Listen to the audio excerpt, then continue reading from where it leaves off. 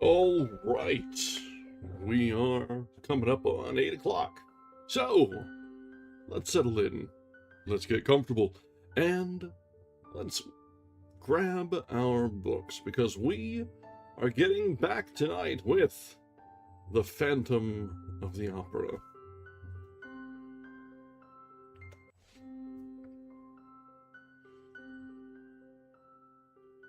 Welcome back, welcome back, welcome back.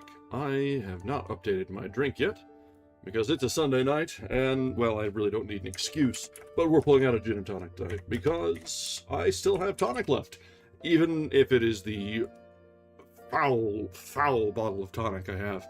But that's what the bog standard gin is for.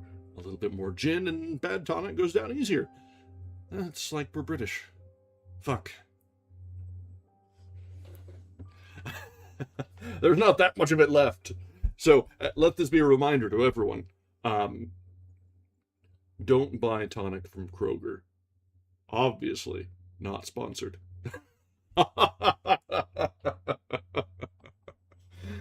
Oh, man. All right, so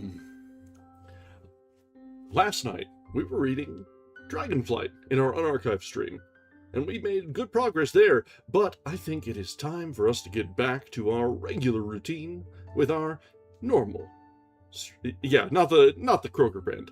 Keep it to like Schweppes or something.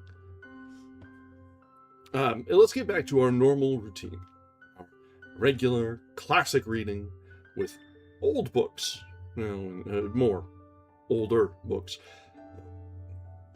Don't sass me. So, we've been reading The Phantom of the Opera.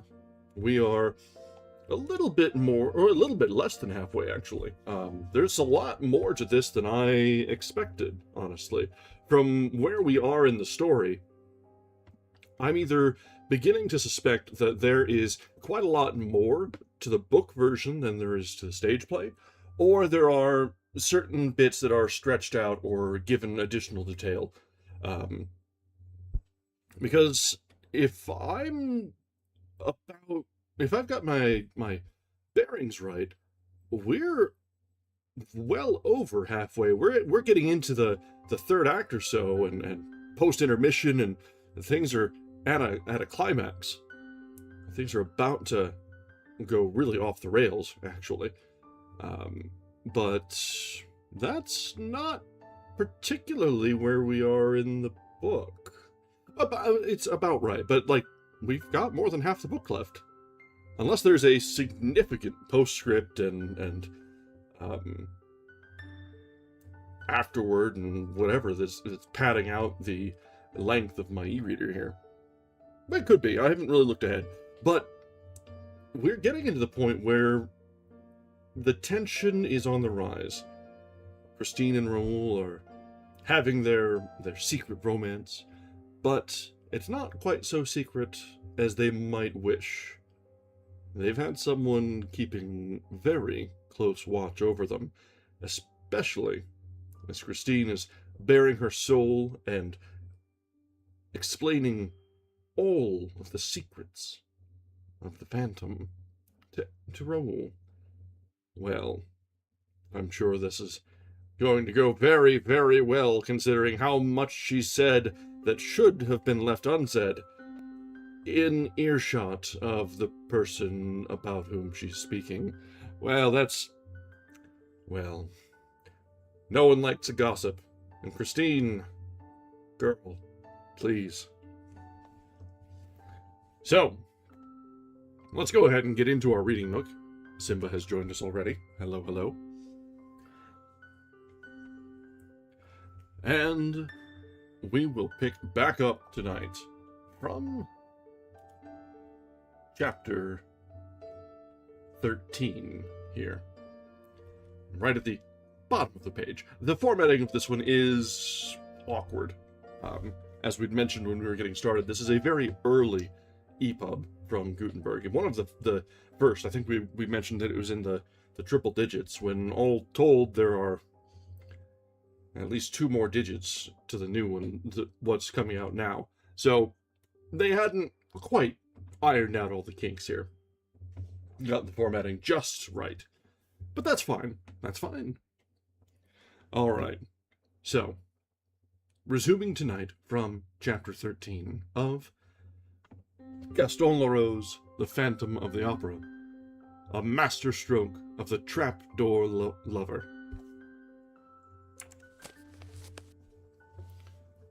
Raoul and Christine ran, eager to escape from the roof of the blazing eyes, and the blazing eyes that showed only in the dark. And they did not stop before they came to the 8th floor on the way down. There was no performance at the opera that night, and the passages were empty. Suddenly, a queer-looking form stood before them and blocked the road. "No, not this way!" And the form pointed to another passage, by which they were to reach the wings. Raoul wanted to stop and ask for an explanation, but the form, which wore a sort of long frock coat and pointed cap, said, "Quick! Go away, quickly!" Christine was already dragging Raoul, compelling him to start running again. "But who is he? Who is that man?" he asked. Christine replied, "It's the Persian." "What's he doing here?" "Nobody knows. He is always in the opera." I'm sorry. So you've got an opera ghost, and you have the Persian. This opera is a little special.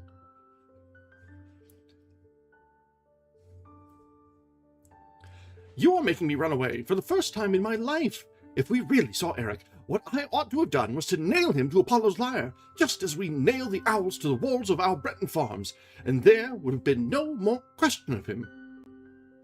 "My dear Raoul, if you would first have My dear Leroux, you would first have had to climb up to Apollo's lyre. That is no easy matter." "The blazing eyes were there!" "Oh, you are getting like me now, seeing him everywhere. What I took for blazing eyes was probably a couple of stars shining through the strings of the lyre." and Christine went down another floor, with Raoul following her. As you have quite made up your mind to go, Christine, I assure you it would be better to go at once. Why wait for tomorrow? He may have heard us tonight. No, he is working, I tell you, at his Don Juan triumphant and not thinking of us. You're so sure of that, and you keep looking on behind you. Come to my dressing room. Hadn't we better meet outside the opera? Never, till we go away for good. It would bring us bad luck if I did not keep my word. I promised him to see you only here. It's a good thing for me that he allowed you even that. Do you know, said Raoul bitterly, that it was very plucky of you to let us play at being engaged? Why, my dear, he knows all about it. He said, I trust you, Christine. Monsieur Descheny is in love with you, and he's going abroad. Before he goes, I want him to be as happy as I am. People are so unhappy when they love. Yes, Christine, when they love and are not sure of being loved.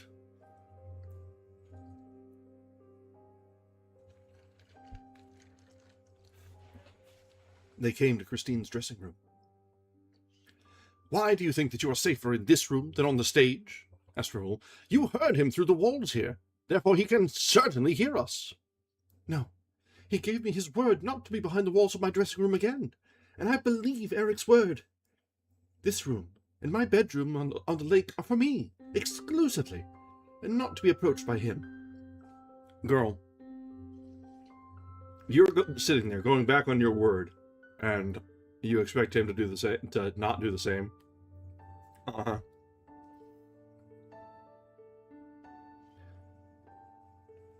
How can you have gone from this room into that dark passage, Christine? Suppose we try to repeat your movements, shall we? It is dangerous, dear, for the glass might carry me off again, and instead of running away, I should be obliged to go to the end of the secret passage to the lake, and there call Eric. Would he hear you? Eric will hear me wherever I call him. He told me so. He is a very curious genius. You must not think, Raoul, that he's simply a man who amuses himself by living underground. He does things that no other man could do. He knows things which nobody in the world knows. Take care, Christine. You're making a ghost of him again. No, he is not a ghost. He is a man of heaven and earth, that is all. A man of heaven and earth, that is all. A nice way to speak of him. And are you still resolved to run away from him? Yes, tomorrow. Tomorrow? You will have no resolve left. Then, Raoul, you must run away with me in spite of myself. Is that understood? I shall be here at 12 tomorrow night. I shall keep my promise, whatever happens. You say that after listening to the performance, he is to wait for you in the dining room on the lake. Yes. And how are you to reach him, if you don't know how to go out by the glass? Why, by going straight to the edge of the lake. Christine opened a box, took out an enormous key, and showed it to Raoul. What's that? He asked. The key of the gate to the underground passage in the Rue Scribe. I understand, Christine. It leads straight to the lake. Give it to me, Christine, will you? Never, she said. That would be treacherous. Suddenly, Christine changed color. A mortal pallor overspread her features. Oh, heavens, she cried. Eric, have pity on me. Hold your tongue, said Raoul. You told me he could hear you. But the singer's attitude became more and more inexplicable. She wrung her fingers, repeating with a distraught air, Oh, heaven! Oh, heaven! But what is it? What is it? Raoul implored. The ring. The gold ring he gave me. Oh, so Eric gave you that ring? You know he did, Raoul. What you don't know is that when he gave it to me, he said, I give you back your liberty, Christine. On condition that this ring is always on your finger. As long as you keep it, you will be protected against all danger, and Eric will remain your friend. But woe to you if you ever part with it, for Eric will have his revenge. My dear, my dear, the ring is gone. Woe to us both.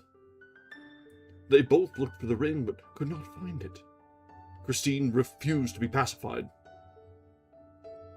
It was when I gave you that kiss up above under Apollo's lyre, she said. The ring must have slipped from my finger and dropped into the street. We can never find it. And what misfortunes are in store for us now? Oh, to run away! Let us run away at once, Rule insisted, once more. She hesitated. He thought that she was going to say yes. Then her bright pupils became dimmed, and she said, No, tomorrow. And then she left him hurriedly, still wringing and rubbing her fingers, as though she hoped to bring the ring back like that. Raoul went home, greatly perturbed at all that he had heard. Apparently there's supposed to be an illustration here. Huh. Strange that it's missing. Most of the EPUBs have it. If I don't save her from the hands of that humbug, he said aloud as he went to bed, she is lost. But I shall save her. He put out his lamp and felt the need to insult Eric in the dark. Thrice over he shouted, Humbug! Humbug! Humbug! But suddenly he raised himself on his elbow. A cold sweat poured from his temples. 2 eyes, like blazing coals,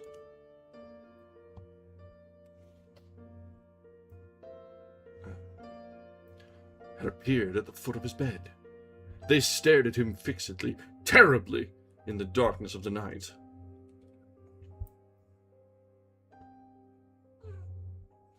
Raoul was no coward, and yet he trembled. He put out a groping, hesitating hand toward the table by his bedside. He found the matches and lit his candle. The eyes disappeared. Still uneasy in his mind, he thought to himself, She told me that his eyes only showed in the dark. His eyes have disappeared in the light, but he may be there still. And he rose, hunted about, went round the room. He looked under his bed like a child.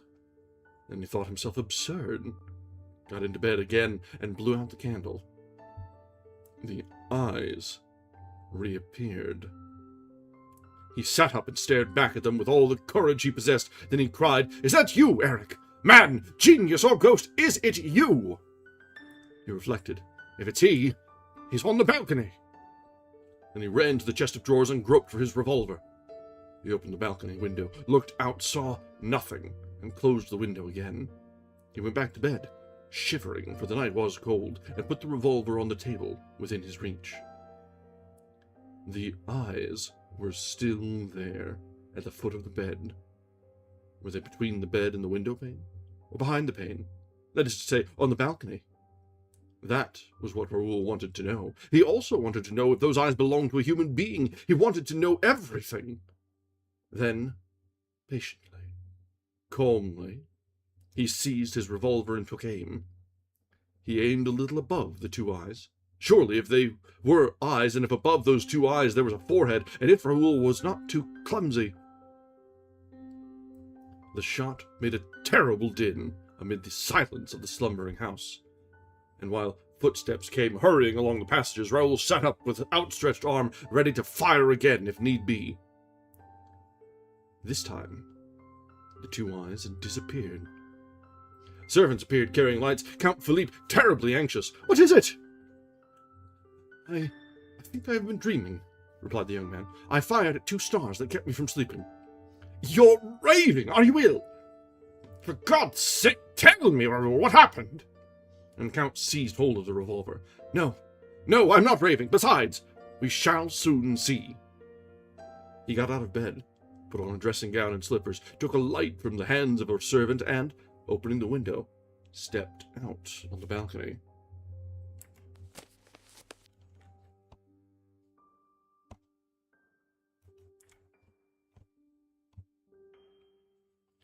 The Count saw that the window had been pierced by a bullet at a man's height.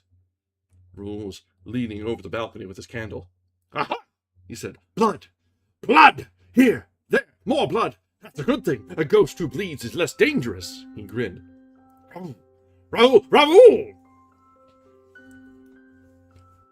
The Count was shaking as though he were trying to waken a sleepwalker. But, my dear brother, I'm not asleep. Raoul protested impatiently. You can see the blood for yourself. I thought I had been dreaming and firing in 2 stars. It was Eric's eyes, and here is his blood. After all, perhaps I was wrong to shoot, and Christine is quite capable of never forgiving me. All this would not have happened if I had drawn the curtains before going to bed. Have you suddenly gone mad? Wake up! Still, you would do better to help me find Eric, for, after all, a ghost who bleeds can always be found. The Count's valet said, That is so, sir. There is blood on the balcony. The other manservant brought a lamp, by the light of which they examined the balcony carefully. The marks of blood followed the rail till they reached a gutter spout. Then they went up the gutter spout.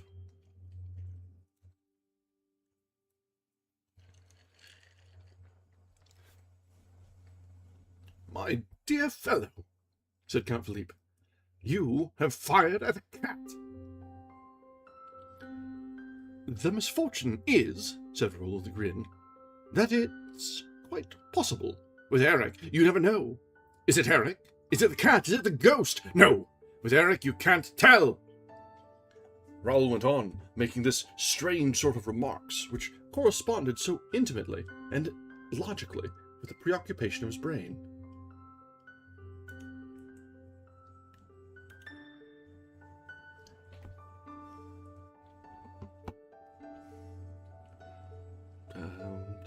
Sorry, I lost track there. Had to click some things and the cat's moving the damn mouse around. Tail all up in the shit.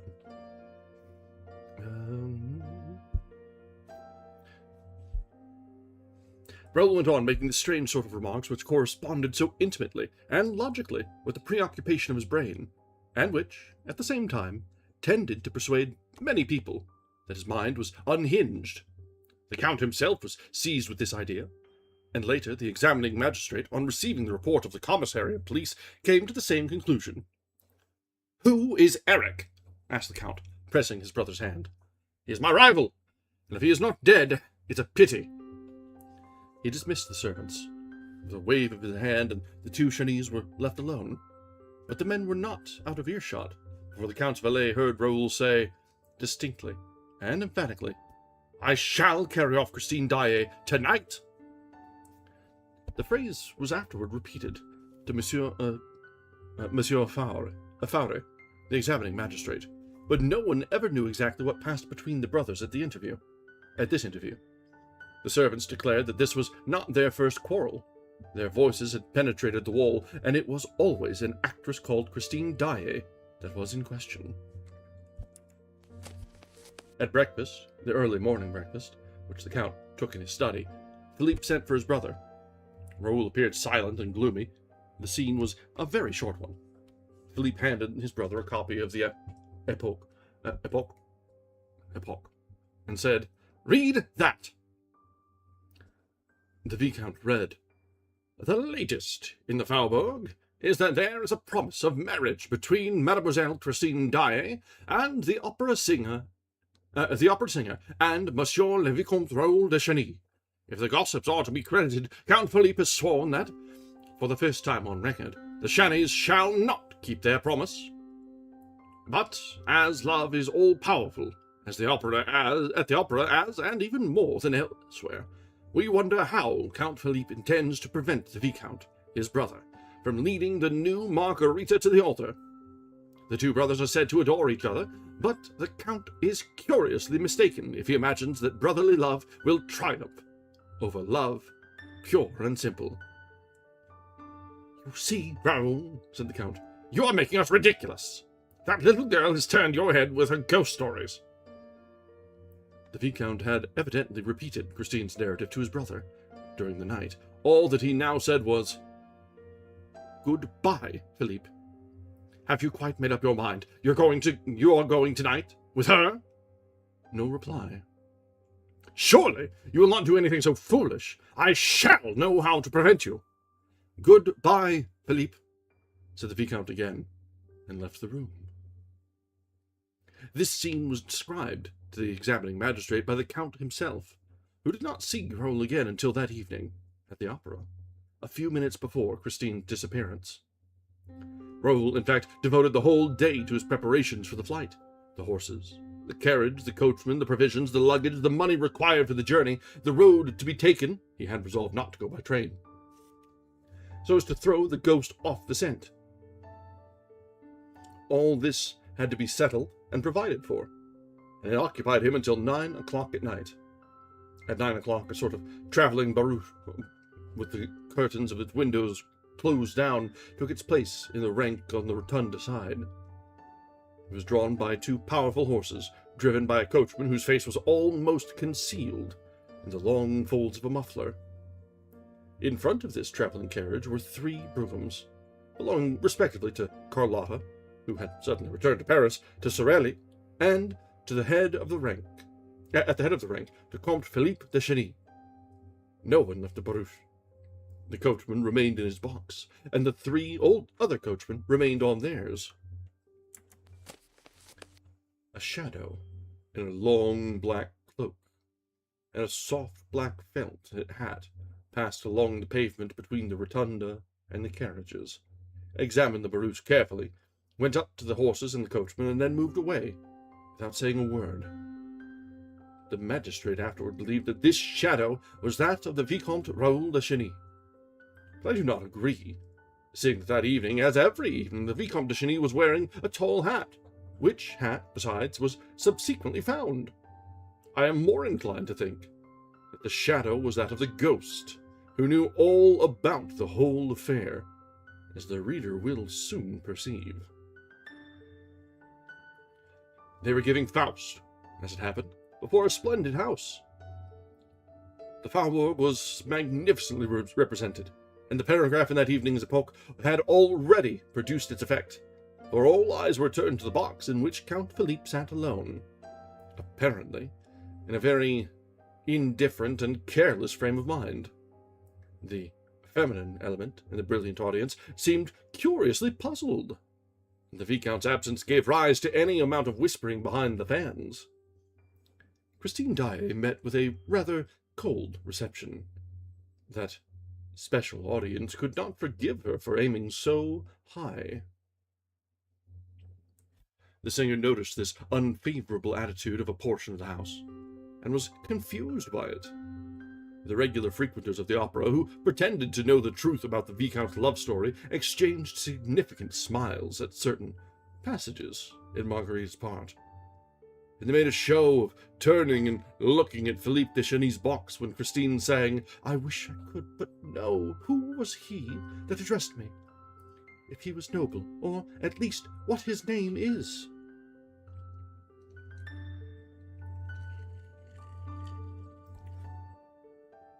The Count sat with his chin on his hand and seemed to pay no attention to these manifestations. He kept his eyes fixed on the stage, but his thoughts appeared to be far away. Christine lost her self-assurance more and more. She trembled. She felt on the verge of a breakdown. Carolus Fonter wondered if she was ill, if she could keep the stage until the end of the garden act. In the front of the house, people remembered the catastrophe that had befallen Carlotta at the end of that act, and the historic quack which had momentarily interrupted her career in Paris. Just then, Carlotta made her entrance, in a box facing the stage. A sensational entrance. Poor Christine raised her eyes upon this fresh subject of excitement. She recognized her rival. She thought she saw a sneer on her lips. That saved her. She forgot everything in order to triumph once more. From that moment, the prima donna sang with all her heart and soul. She tried to surpass all that she had done till then, and she succeeded. In the last act, when she began the invocation to the angels, she made all the members of the audience feel as though they too had wings. In the center of the amphitheater, a man stood up and remained standing, facing the singer. It was Raoul. "Holy angel, in heaven blessed," and Christine, her arms outstretched, her throat filled with music, the glory of her hair falling over her bare shoulders, uttered the divine cry, "My spirit longs with thee to rest." It was at that moment that the stage was suddenly plunged in darkness, It happened so quickly that the spectators hardly had time to utter a sound of stupefaction. The gas at once lit up the stage again. But Christine Daae was no longer there. What had become of her? What was that miracle? All exchanged glances without understanding, and the excitement at once reached its height. Nor was the tension any less great on the stage itself. Men rushed from the wings to the spot where Christine had been singing that very instant. The performance was interrupted amid the greatest disorder. Where had Christine gone? What witchcraft had snatched her? Away before the eyes of thousands of enthusiastic onlookers, and from the arms of Carolus Fonta himself. It was as though the angels had really carried her up to rest. Raoul, still standing up in the amphitheater, had uttered a cry. Count Philippe had sprung to his feet in his box. People looked at the stage, at the Count, at Raoul, and wondered if this curious event was connected in any way with the paragraph in that morning's paper. But Raoul hurriedly left his seat. The Count disappeared from his box, and, while the curtain was lowered, subscribers rushed to the door that led behind the scenes. The rest of the audience waited amid an indescribable hubbub. Everyone spoke at once. Everyone tried to suggest an explanation of the extraordinary incident. At last, the curtain rose slowly, and Carolus Fonta stepped to the conductor's desk and, in sad and serious voice, said, "Ladies and gentlemen, an unprecedented event has taken place and thrown us into a state of the greatest alarm. Our sister artist, Christine Daae, has disappeared before our eyes, and nobody can tell us how." Well. So, the abduction has come to fruition. Eric, the Phantom, the opera ghost, has made his move.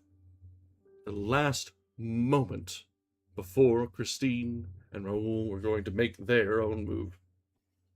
So, we're at what is effectively the climax of, well, not quite, but it's pretty close to the climax, honestly. It's up there of the stage play, anyway. But we're only at about 50% of the way through the book. So, there's a lot here. So, let's continue. We've got chapter 14 ahead of us. The singular attitude of a safety pin. Behind the curtain, there was an indescribable crowd. Artists, scene shifters, dancers, supers, choristers, subscribers were all asking questions, shouting and hustling one another. What became of her? She's run away! With the Vicomte de Cheny, of course. No, with the Count!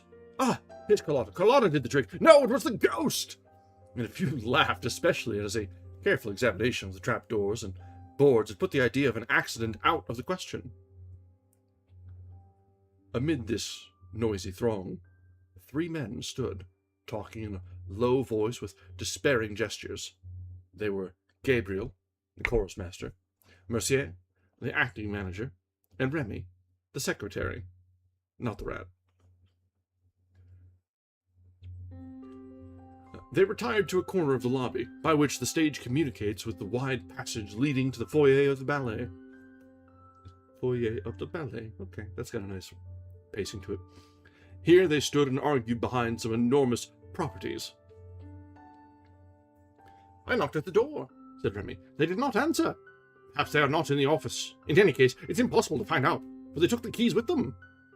They were obviously the managers, who had given orders during the last entr'acte that they were not to be disturbed on any pretext whatever. They were not in to anybody. All the same, exclaimed Gabriel, a singer isn't run away with from the middle of the stage every day. Did you shout that to them? Asked Mercier impatiently. I'll go back again, said Remy, and disappeared at a run. Thereupon the stage manager arrived. Well, Monsieur Mercier, are you coming? What are you two doing here? You're wanted. Mr. Acting Manager. I refuse to know or to do anything before the commissary arrives, declared Monsieur. I have sent for Mifroid. We shall see when he comes. And I tell you that you ought to go down to the organ at once, not before the commissary arrives. I've been down to the organ myself already. And what did you see? Well, I saw nobody. Do you hear? Nobody. What do you want me to do down there for? You're right, said the stage manager, frantically pushing his hands through his rebellious hair. You're right! There might be someone at the organ who could tell us how the stage came to be suddenly darkened. Now, Mauclair is nowhere to be found. Do you understand that? Mauclair was the gas man, who dispensed day and night at will on the stage of the opera.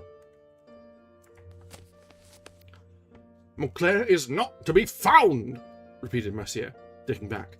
Well, what about his assistants? There's no Mauclair and there's no assistants. No one at the lights. I tell you, you can imagine, roared the stage manager, that little girl must have been carried off by somebody else. She didn't run away by herself. It was a calculated stroke, and we have to find out about it. What are the managers doing all this time? I gave orders that no one was to go down to the lights, and I posted a fireman in front of the gas man's box beside the organ. Wasn't that right?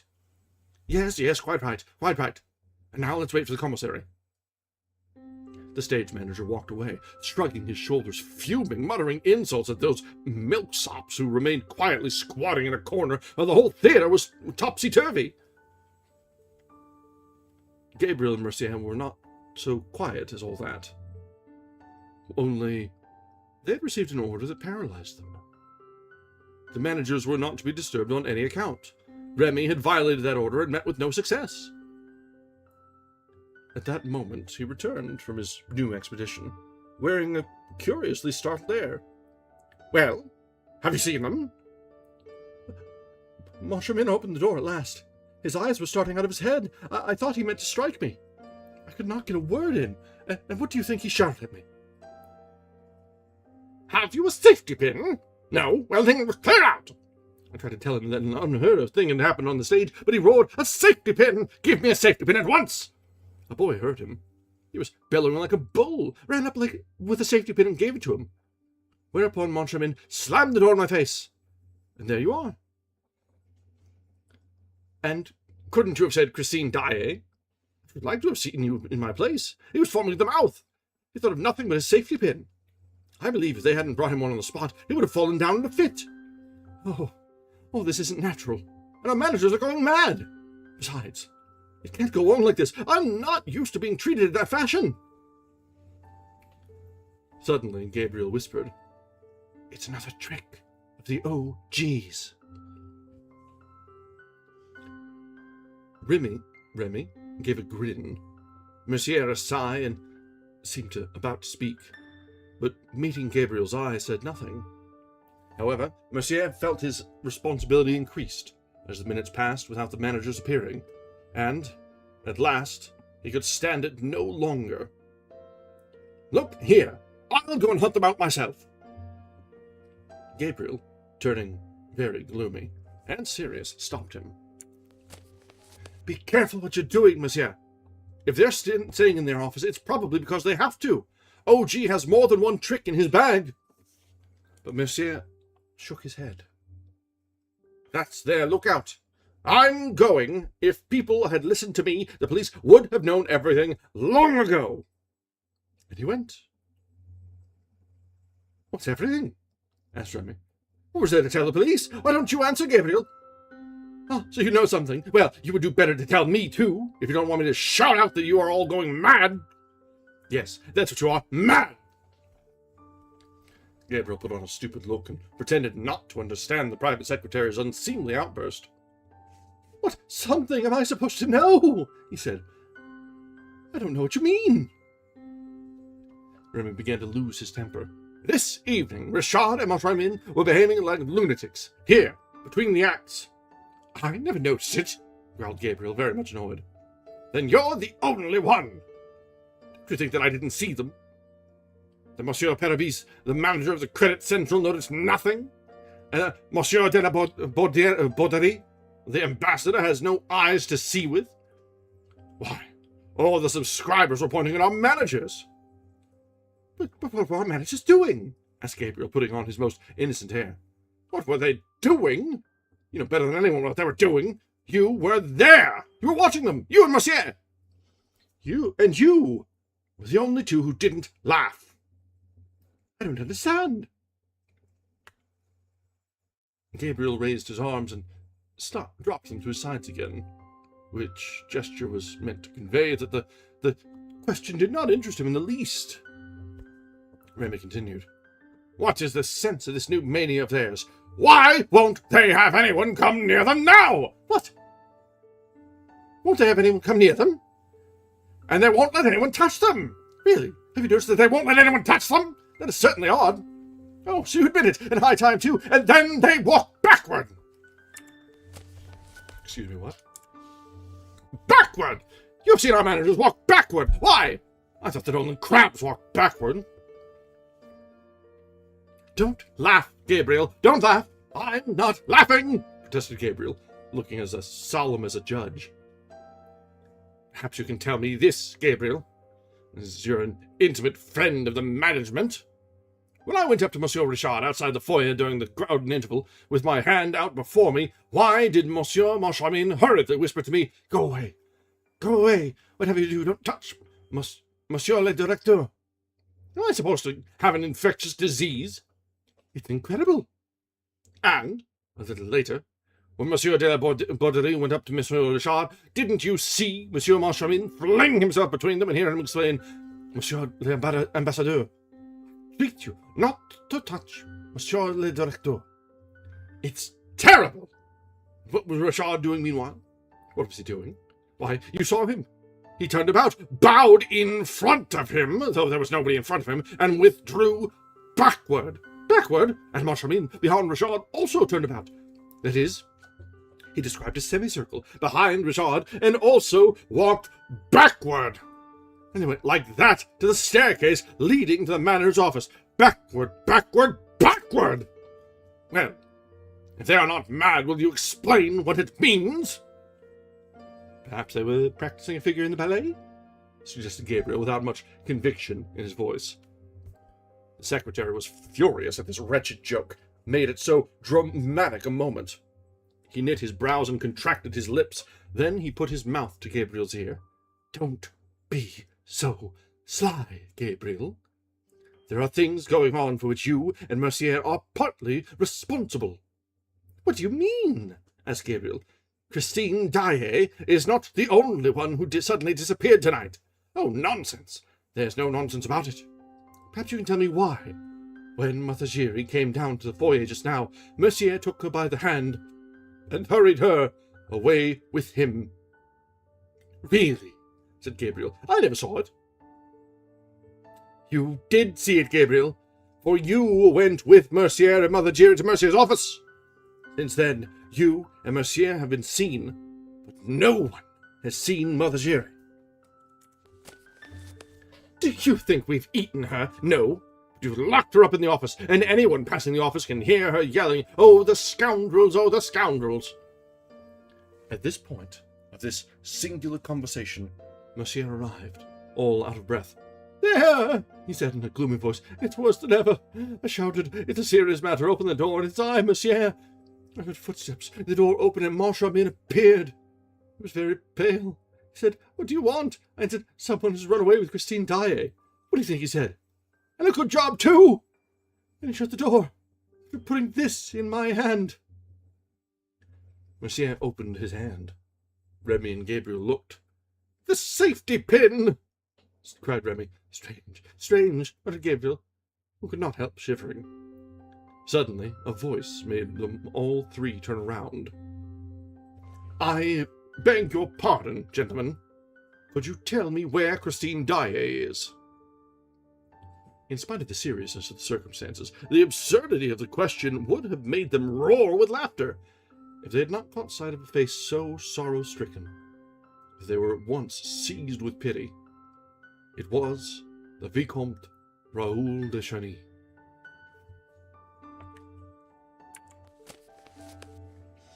All right, so the abduction is complete. The conspiracy, the...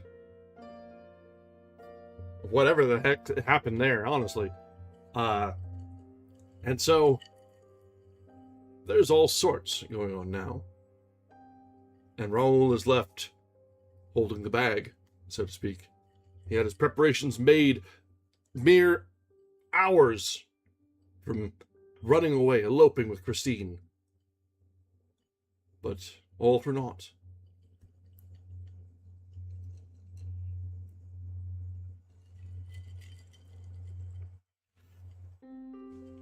Excuse me, is this next chapter really 49 pages long?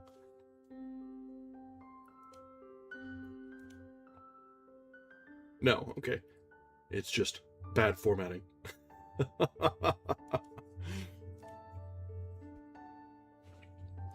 Alright, let's continue on. We can get through at least a little bit more, and we'll see where we end up before our first ad break. We've got about... only about 8 minutes, actually. Oh, because I started the stream early. That's not a big deal. So, Chapter 15. Christine! Christine! Raoul's first thought, after Christine Daae's fantastic disappearance, was to accuse Eric. He no longer doubted the almost supernatural powers of the Angel of Music. In this domain of the opera in which he had set up his empire, and Raoul rushed on the stage, in a mad fit of love and despair. "Christine! Christine!"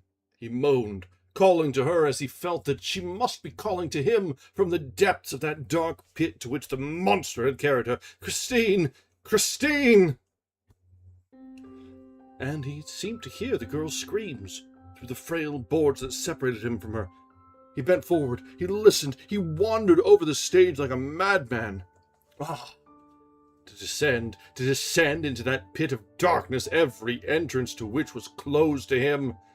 The stairs that led below the stage were forbidden to one and all that night. Christine! Christine! People pushed him aside, laughing. They made fun of him. They thought the poor lover's brain was gone. By what mad road, through what passages of mystery and darkness known to him alone had Eric dragged that pure-souled child to the awful haunt, with the Louis-Philippe room opening out on the lake.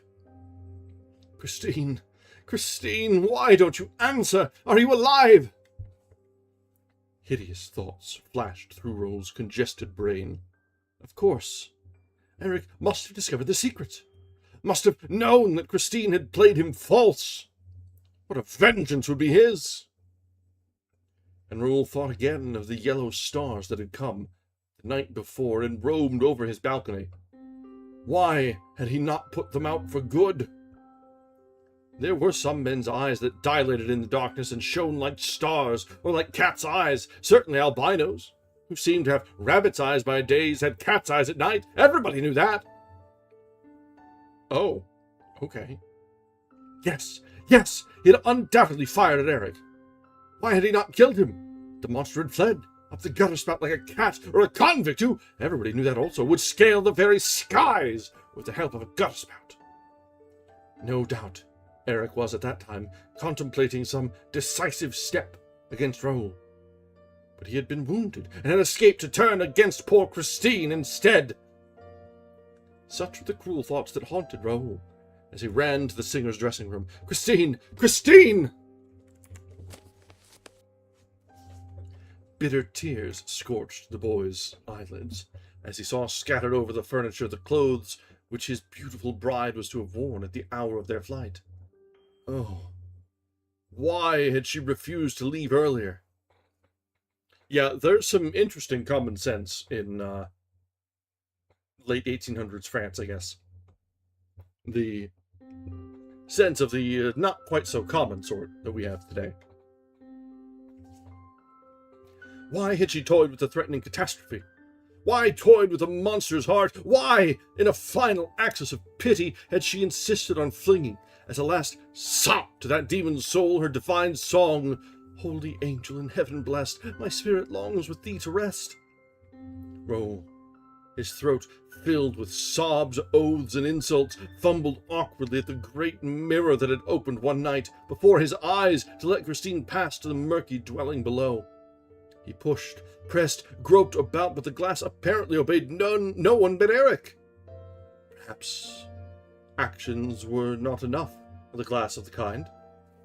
Perhaps he was expected to utter certain words. When he was a little boy, he had heard that there were things that obeyed the spoken word. Suddenly, Raoul remembered something about a gate opening into the Rue Scribe. An underground passage running straight to the Rue Scribe from the lake. Yes, Christine had told him about that. And when he found that the key was no longer in the box, he nevertheless ran to the Rue Scribe. Outside, in the street, he passed his trembling hands over the huge stones, felt for outlets, met with iron bars. Were those they, or these? Or could it be that air hole? He plunged his useless eyes through the bars. How dark it was in there! He listened. All was silence.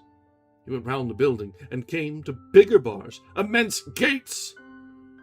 It was the entrance to the Corps de l'Administration. Raoul rushed into the doorkeeper's lodge. I beg your pardon, madame. Could you tell me where to find a gate or door made of bars, iron bars, opening into the Rue Scribe, and leading to the lake? You know the lake. I mean, yes, the underground lake, under the opera. Oh, yes, sir, I know there is a lake under the opera, but I don't know which door leads to it. I've never been there. And the Rue Scribe, madame, the Rue Scribe. Have you never been to the Rue Scribe? The woman laughed, screamed with laughter. Raoul darted away, roaring with anger, ran upstairs, 4 stairs at a time, downstairs, rushed through the whole of the business side of the opera house, found himself once more in the light of the stage. He stopped, with his heart thumping in his chest. Suppose Christine Daae had been found. He saw a group of men and asked, I beg your pardon, gentlemen. Could you tell me where Christine Daae is? And somebody laughed.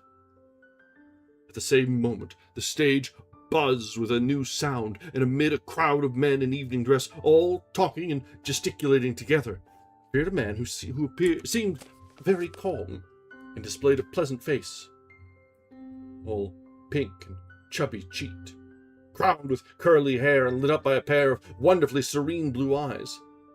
Monsieur, the acting manager, called the Vicomte de Chigny's attention to him and said, This is the gentleman of whom you should put your question, monsieur. Let me introduce Mifroid, commissary of police. Oh, Monsieur le Vicomte de Chigny. Delighted to meet you, monsieur, said the commissary. Would you mind coming with me? And now, where are the managers? Where are the managers? Monsieur did not answer, and Remy, the secretary, volunteered the information that the managers were locked up in their office, and that they knew nothing as yet of what had happened. You don't mean to say so? Let us go up to the office. And Monsieur Mifroid, followed by an ever-increasing crowd, turned toward the business side of the building. Monsieur took advantage of the confusion to slip a key into Gabriel's hand. It's all going very badly, he whispered. You'd better let Mother Giry out. And Gabriel moved away. They soon came to the manager's door. Monsieur stormed in vain. The door remained closed. Open, in the name of the law, commanded Monsieur Mifroid, in a loud and rather anxious voice. At last, the door was opened. All rushed into the office on the commissary's heels. Raoul was the last to enter, and as he was about to follow the rest into the room, a hand was laid on his shoulder, and he heard these words spoken in his ears. Eric's secret concerned no one but himself.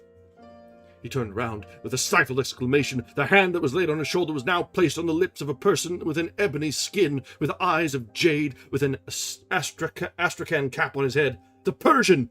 The stranger kept up the gesture that recommended discretion, and then, at the moment when the astonished Viscount was about to ask the reason of his mysterious intervention, bowed and disappeared.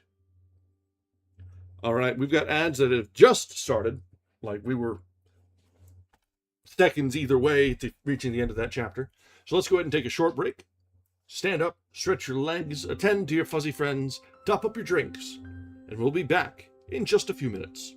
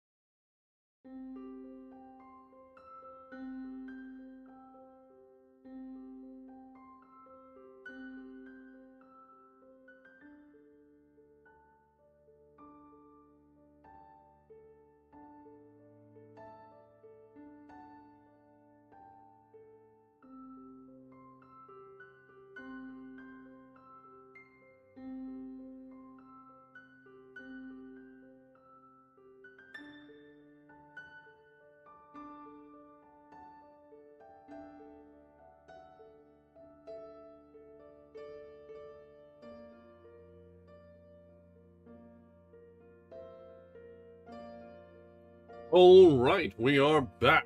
I got one of my contacts is floating around, so we've only got to get through an hour. So if I have to read with one eye shut, well, so be it. All right, so let's pick back up because Christine has been abducted. Roll knows nothing, and the inspector is here. And is he going to hound the wrong trail? Yeah, well, we all know how cops be, right? And yeah, it's. I'll take the contacts out tonight when we finish, and I'll probably put them back in Tuesday when we start again. A day with glasses will do me good, I'm sure. All right, so picking back up from chapter 16, Madame Giry's astounding revelations as to her personal relations with the opera ghost. Okay, before I look forward, there has to be some.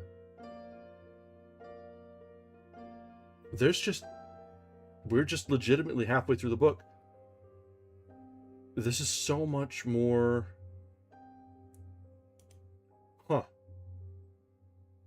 Because we're at the like. They must have trimmed a lot from the second half of the book to make the play work, because we're in the last few minutes of the stage play right now. Like, maybe the last half hour. Yeah, adaptations do be like that, but this is extreme. And this has been such a good adaptation so far. So it just must end at the first resolution, and then there's a lot of trailing, or there's a lot of the climax that is padded out in the book that was deemed cuttable for the adaptations, I guess. But there's a lot left. We're, like I said, just over halfway. All right. Before following the commissary into the manager's office, I must describe certain extraordinary occurrences that took place in that office, which Remy and Mercier had vainly tried to enter, and into which Messieurs Richard and Moncharmin had locked themselves with an object which the reader does not yet know, but which it is my duty, as an historian, to reveal without further postponement. I have had occasion to say that the manager's mood has undergone a disagreeable change for some time past, and to convey the fact that this change was due not only to the fall of the chandelier on the famous night of the gala performance. The reader must know that the ghost had calmly been paid his first 20,000 francs. Oh, there had been wailing and gnashing of teeth indeed, and yet the thing had happened as simply as could be. One morning, the managers found on their table an envelope addressed to Monsieur O.G., private, and accompanied by a note from O.G. himself. The time has come to carry out the clause in the memorandum book. Please put 20 notes of 1,000 francs in each into this envelope, seal it with your own seal, and hand it to Madame Giry, who will do what is necessary. The managers did not hesitate. Without wasting time in asking how these confounded communications came to be delivered in an office which they were careful to keep locked, they seized this opportunity of laying hands on the mysterious blackmailer, and after telling the whole story, under the promise of secrecy, to Gabriel and Mercier, they put the 20,000 francs into an envelope, and without asking for explanations, handed it to Madame Giry, who had been reinstated in her functions. The box-keeper displayed no astonishment. I need hardly say that she was well watched. She went straight to the ghost's box and placed the precious envelope on a little shelf attached to the ledge. The two managers, as well as Gabriel and Mercier, were hidden in such a way that they did not lose sight of the envelope for a second during the performance, and even afterward, for as the envelope had not moved, those who watched it did not move either. And Madame Giry went away, while the managers, Gabriel and Mercier, were still there. At last they became tired of waiting and opened the envelope, after ascertaining that the seals had not been broken. At first sight, Richard and Moncharmin thought that the notes were still there, but soon they perceived that they were not the same. The 20 real notes were gone, and had been replaced by 20 notes of the Bank of St. Farce.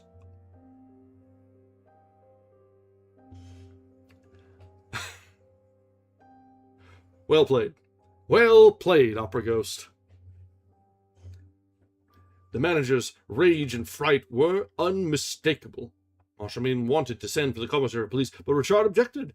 He had no doubt had a plan, but he said, "Let us not make accusations, make ourselves ridiculous. All Paris would laugh at us. O.G. has won the first game. We will win the second." He was thinking of the next month's allowance. Nevertheless, they had been so absolutely tricked that they were bound to suffer a certain dejection. And, upon my word, it was not difficult to understand. We must not forget that the managers had an idea at the back of their minds, all the time, that this strange incident might be an unpleasant practical joke on the part of their predecessors, and it would not do to divulge it prematurely. On the other hand, Moncharmin was sometimes troubled with suspicion of Richard himself, who occasionally took fanciful whims into his head, and so they were content to await events, while keeping an eye on Mother Giry. Richard would not have her spoken to. If she is a Confederate, he said, the notes are gone long ago. But in my opinion, she is merely an idiot. She's not the only idiot in this business, said the Marshalman pensively. Well, who could have thought it? Moaned Richard. But don't be afraid. Next time, I shall have taken my precautions. The next time fell on the same day that beheld the disappearance of Christine Daae. In the morning, a note from the ghost reminded them that the money was due. It read, "Do just as you did last time. It went very well. Put the 20,000 in the envelope and hand it to our excellent Madame Giry." And the note was accompanied by the usual envelope. They had only to insert the notes. This was done about half an hour before the curtain rose on the first act of Faust. Richard showed the envelope to Moncharmin. Then he counted the 20,000 franc notes in front of him and put the notes into the envelope, but without closing it. "And now," he said, "let's have Mother Giry in." The old woman was sent for. She entered with a sweeping courtesy. She still wore her black taffeta dress, the color of which was rapidly turning to rust and lilac, to say nothing of the dingy bonnet. She seemed in good temper. She at once said, "Good evening, gentlemen. It's for the envelope, I suppose?" "Yes, Madame Giry," said Richard most amiably. "For the envelope, and something else besides." "For your... At your service, Monsieur Richard, at your service. What is that something else, please?" "First of all, Madame Giry, I have a little question to put to you." "By all means, Monsieur Richard. Madame Giry is here to answer you." "Are you still on good terms with the ghost?" "Couldn't be better, sir. Couldn't be better." "Ah, I'm delighted. Look here, Madame Giry," said Richard, in the tone of making an important confidence. "We may as well just tell you, among ourselves, you're no fool." "Why, sir," exclaimed the box-keeper, stopping the pleasant nodding of the black feathers in her dingy bonnet, "I assure you, no one has ever doubted that."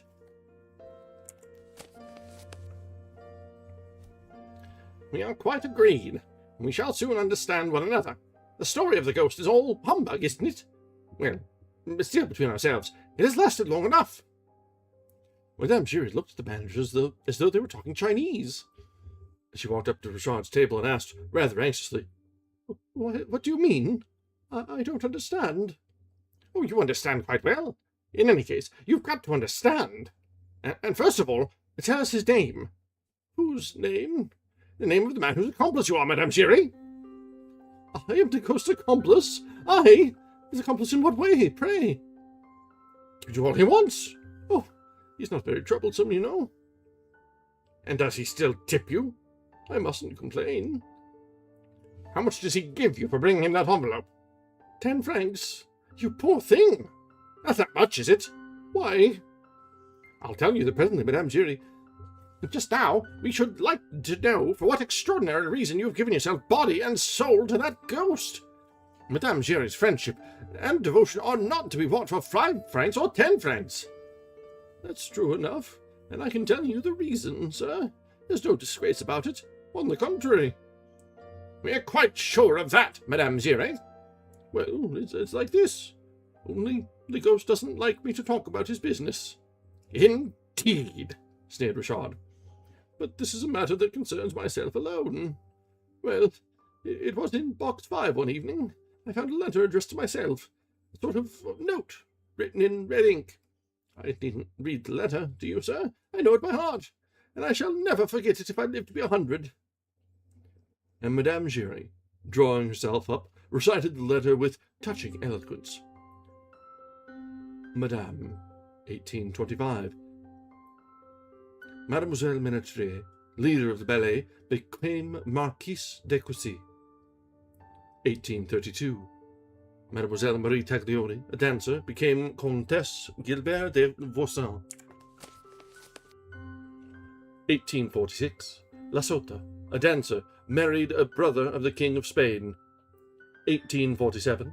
Lola Montes, a dancer, became the morganatic wife of King Louis of Bavaria, and was created Countess of Landsfeld. 1848. Mademoiselle Maria, a dancer, became Baronne de Hernevel.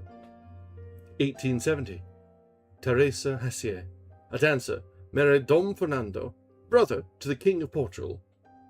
Richard and Montchamin listened to the old woman, who, as she proceeded with the enumeration of these glorious nuptials, swelled out, took courage, and, at last, in a voice bursting with pride, flung out the last sentence of the prophetic letter. 1885, Meg Giry, Empress. Exhausted by this supreme effort, the box-keeper fell into a chair, saying, "Gentlemen, the letter was signed Opera Ghost. I had heard much of the ghost, but only half believed in him. From the day when he declared that my little Meg, the flesh of my flesh, the fruit of my womb, would be Empress, I believed in him altogether. And really, it was not necessary to make a long study of Madame Giry's excited features to understand that what could be got out of that fine intellect with the two words ghost and empress. But who pulled the strings of that extraordinary puppet? That was the question. You have never seen him? He speaks to you and you believe all he says? Asked Montchamin. Yes, to begin with, I owe it to him that my little Meg was promoted to be the leader of a row. I said to the ghost, if she is to be empress in 1885, there is no time to lose. She must become a leader at once. He said, look upon it as done, and he had only a word to say to Monsieur Polony, and the thing was done. So, you see that Monsieur Polony saw him? No, not any more than I did, but he heard him. The ghost said a word in his ear, you know, on the evening when he left box 5, looking so dreadfully pale. Montchamin heaved a sigh. What a business, he groaned. Ah, said Madame Giry, I always thought there were secrets between the ghost and Monsieur Polony. Anything that the ghost asked Monsieur Polony to do, Monsieur Polony did. Monsieur Polony could refuse the ghost nothing. You hear, Richard? Polony could refuse the ghost nothing. Yes, I hear, said Richard. Monsieur Polony is a friend of the ghost, and as Madame Giry is a friend of Monsieur Polony, there we are. But don't care a hang about Monsieur Polony, he added roughly. The only person whose fate really interests me is Madame Giry. Madame Giry, do you know what is in this envelope? Why, of course not, she said. Well, look. Madame Giry looked into the envelope with a lackluster eye, which soon recovered its brilliancy. 1,000 franc notes, she cried. Yes, Madame Giry. 20,000, yes, Madame Giry, 1,000 franc notes, and you knew it. I, sir, I swear. Don't swear, Madame Giry. And now I will tell you the second reason why I sent for you. Madame Giry, I am going to have you arrested. The two black feathers on the dingy bonnet, which usually affected the attitude of 2 notes of interrogation, changed into 2 notes of exclamation. As for the bonnet itself, it swayed in menace on the old lady's tempestuous chignon. Surprise, indignation, protest, and dismay were furthermore displayed by little Meg's mother, in a sort of extravagant movement of offended virtue, half bound, half slide, that brought her right under the nose of Monsieur Richard, who could not help pushing back his chair. Have me arrested? The mouth that spoke those words seemed to spit the 3 teeth that were left to it into Richard's face. Monsieur Richard behaved like a hero. He retreated no further. His threatening forefinger seemed already to be pointing out the keeper of the box 5 to the absent magistrates. I am going to have you arrested, Madame Giry, as a thief. Say that again. And Madame Giry caught Mr. Manager Richard a mighty box on the ear, before Mr. Manager Montchamin had time to intervene. But it was not the withered hand of the angry old beldame that fell on the managerial ear, but the envelope itself, the cause of all the trouble, the magic envelope that opened with the blow, scattering the banknotes, which escaped in a fantastic whirl of giant butterflies. The 2 managers gave a shout, and the same thought made them both go on their knees, feverishly picking up and hurriedly examining the precious scraps of paper. Are they still genuine, Montchamin? Are they still genuine, Richard? Yes, they are still genuine. Above their heads, Madame Giry's 3 teeth were clashing in a noisy contest, full of hideous interjections, but all that could be clearly distinguished was this leitmotif. "I, a thief! I, a thief! I!" She choked with rage. She shouted, "I never heard of such a thing!" And suddenly she darted up to Richard again.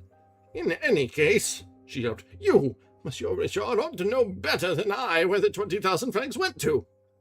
"I?" asked Richard, astounded. "And how should I know?" Moncharmin looked severe and dissatisfied. At once insisted that the good lady should explain herself. "What does this mean, Madame Giry?" he asked. "And why do you say that Monsieur Richard ought to know better than you where the 20,000 francs went to?" As for Richard, who felt himself turning red under Moncharmin's eyes, he took Madame Giry by the wrist and shook it violently. In a voice growling and roaring like thunder, he roared, "Why should I know better than you where the 20,000 francs went to? Why? Answer me!"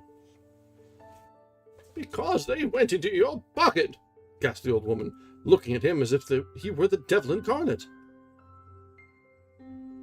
Richard would have rushed upon Madame Giry if Moncharmin had not stayed his avenging hand and hastened to ask her more gently. "How can you suspect my partner, Monsieur Richard, of putting 20,000 francs in his pocket?"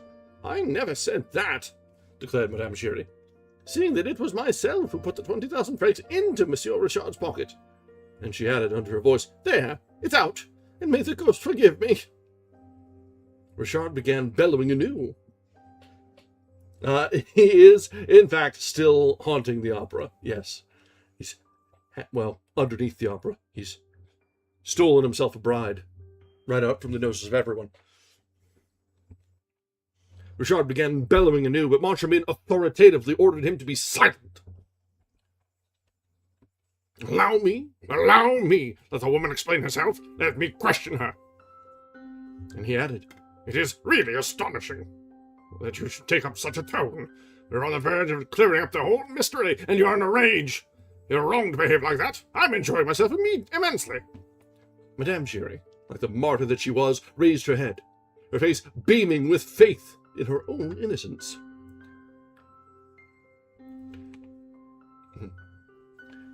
Let's see. "You tell me that there were 20,000 francs in the envelope, which I put into Monsieur Richard's pocket. But I tell you again that I knew nothing about it.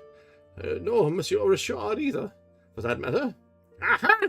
said Richard, suddenly assuming a swaggering air, which Moncharmin did not like. "I knew nothing either.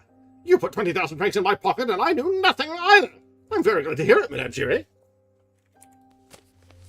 "Yes," the terrible dame agreed. "Yes, it's true. We neither of us knew anything. But you must have ended by finding out." Richard would certainly have swallowed Madame Giry alive if Moncharmin had not been there, but Moncharmin protected her. He resumed his questions. "What sort of envelope did you put in Monsieur Richard's pocket? It was not the one which we gave you, the one which you took to box 5 before our eyes, and yet that was the one which contained the 20,000 francs." "I beg your pardon. The envelope which Monsieur le Directeur gave me was the one which I slipped into Monsieur le Directeur's pocket," explained Madame Giry. "The one which I took to the ghost's box was another envelope, just like it, which the ghost gave me beforehand, and which I hid up my sleeve." So saying, Madame Giry took from her sleeve an envelope, ready prepared, and similarly addressed to that containing the 20,000 francs. The managers took it from her. They examined it and saw that it was fastened with seals stamped with their own managerial seal. They opened it. It contained 20 Bank of St. Farce notes, like those which had so much astounded them the month before.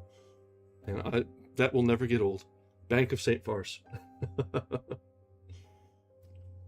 "How simple," said Richard. "How simple," repeated Moncharmin. And he continued, with his eyes fixed upon Madame Giry, as though trying to hypnotize her. "So, it was the ghost who gave you this envelope and told you to substitute it for the one which we gave you? It was the ghost who told you to put the other into Monsieur Richard's pocket?" "Yes, it was the ghost." "Then you knew? Then would you mind giving us a specimen of your little talents? Here is the envelope. Act as though we knew nothing." "As you please, gentlemen." Madame Giry took the envelope with the 20 notes inside it. and made for the door. She was on the point of going out when the two managers rushed at her. Oh no! Oh no! We're not going to be done a second time. Once bitten, twice shy. I beg your pardon, gentlemen, said the old woman in self-excuse. You told me to act as though you knew nothing. Well, if you knew nothing, I should go away with your envelope. And then, how would you slip it into my pocket? Argued Richard, whom Montchamin fixed with his left eye while keeping his right on Madame Giry, proceeding likely to strain his sight, but Montchamin was prepared to go to any length to discover the truth. I am to slip it into your pocket when you least expect it, sir. You know that I always take a little turn behind the scenes in the course of the evening, and I often go with my daughter to the ballet foyer, which I am entitled to do as a mother. I bring her shoes when the ballet is about to begin. In fact, I come and go as I please. Subscribers come and go too. So do you, sir. There are lots of people about. I go behind you and slip the envelope into the tail pocket of your dress coat. There's no witchcraft about that. No witchcraft? growled Richard, rolling his eyes like Jupiter Tonnerre. No witchcraft? Why, I've just caught you in a lie, you old witch! Madame Giry bristled, with her 3 teeth sticking out of her mouth. And why, may I ask? Because I spent that evening watching box 5 and the sham envelope which you put there. I did not go to the ballet foyer for a second.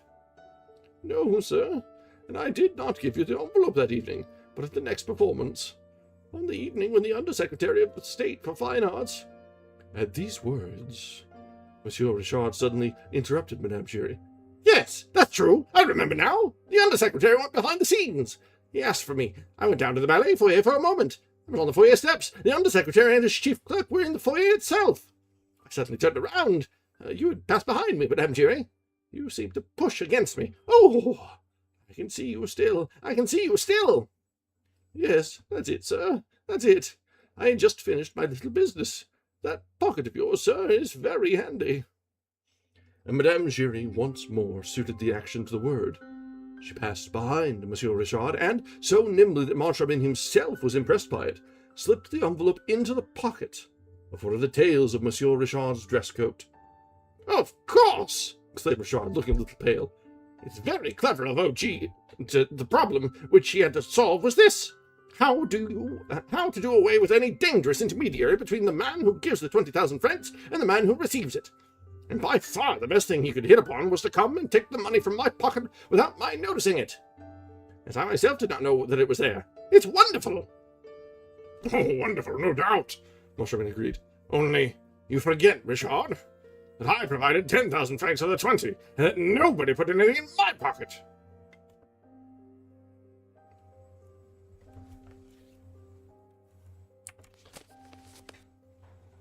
All right. So, there's been some elucidation on how the ghost is collecting his salary.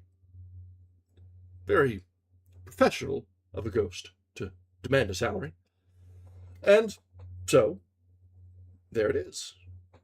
Swap an envelope, have it picked up, replaced, placed again in one of the salary payer's pockets, and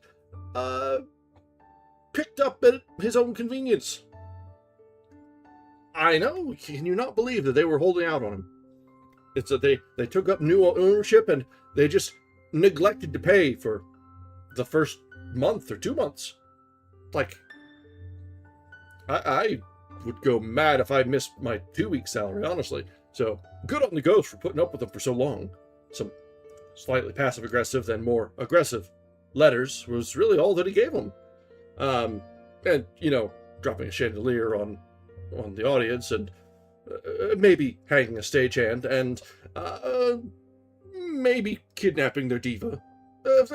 Those are all very justified, honestly. You don't withhold a man's pay, or a ghost's. And yeah, Giry is fantastic. She's got some fire to her, and 3 teeth. I like that they keep bringing up that she has 3 teeth to emphasize and pound home that she's an old lady that is just done. Done. Yeah, exactly. If you're not paid for over a month, you know what? Not your problem. If a chandelier drops, oops. It's like if I hadn't been paid for a month and a server went down and I didn't fix it, oh no. Maybe you should pay me and I'll do my job. Sheesh.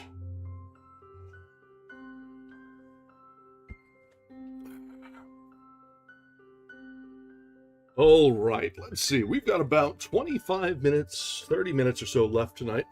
So we can certainly get through at least another chapter tonight, depending on how long they are, as many as 2 or 3. This EPUB is, again, to my stupendous annoyance, poorly parsed. So I don't know where the next page or the next chapter will end. So we'll just have to find out together, shall we? So, continuing on with chapter 17. The safety pin. Again!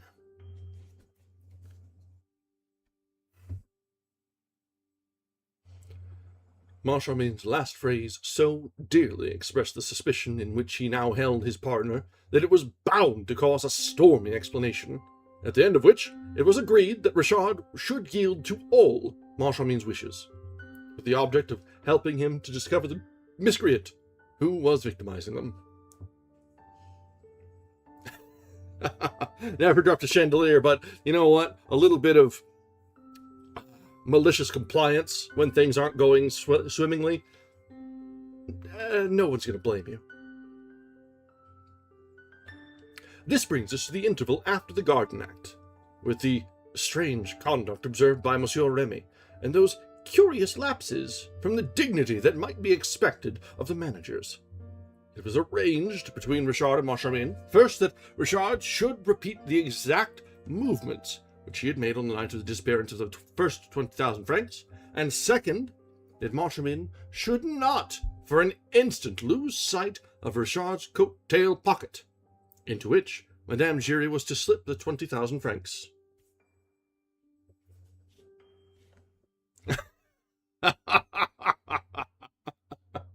Yes, indeed. Don't connect your displays to the unsecured store Wi-Fi.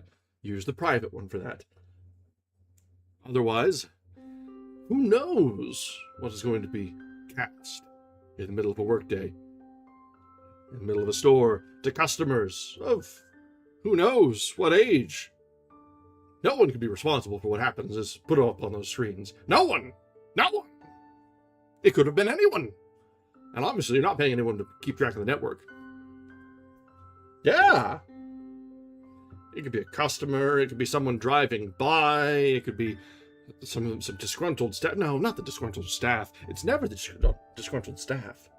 Obviously, if someone's up to some nefarious deed, it must be someone on the outside. It's never anyone on the inside. Never. Never. Oh.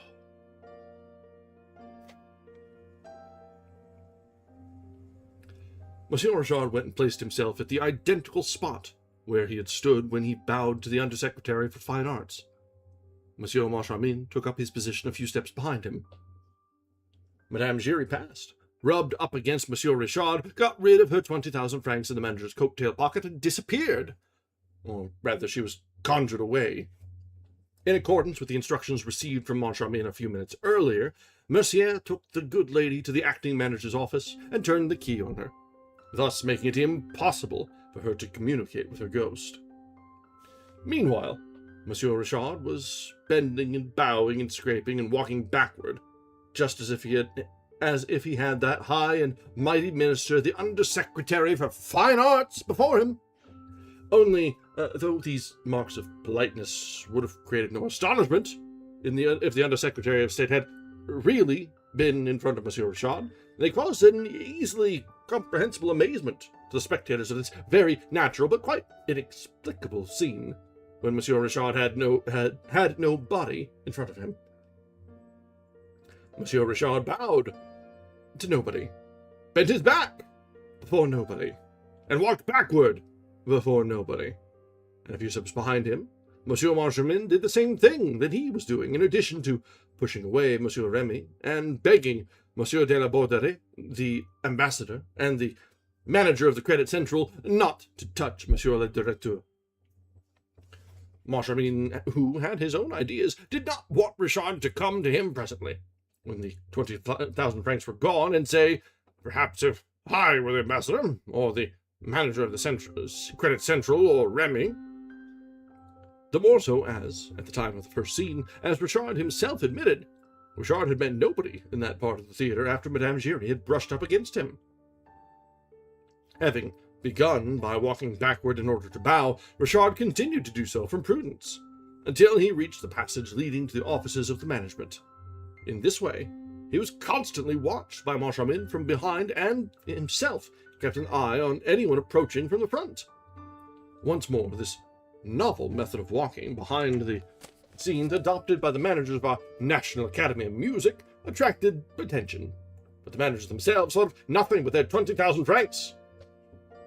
On reaching the half-dark passage, Richard said to Moncharmin in a low voice, "I am sure that nobody has touched me. You had now better keep at some distance from me and watch me till I come to the door of the office. It is better not to arouse suspicion, and we can see if anything that happens." But Moncharmin replied, "No, Richard, no. You walk ahead and I'll walk immediately behind you. I won't leave you by a step." "But in that case," exclaimed Richard, "they will never steal our 20,000 francs." "I should hope not, indeed," declared Moncharmin. "Then what we are doing is absurd." "We're doing exactly as we did last time. Last time, I joined you as you were leaving the stage and followed close behind you down this passage."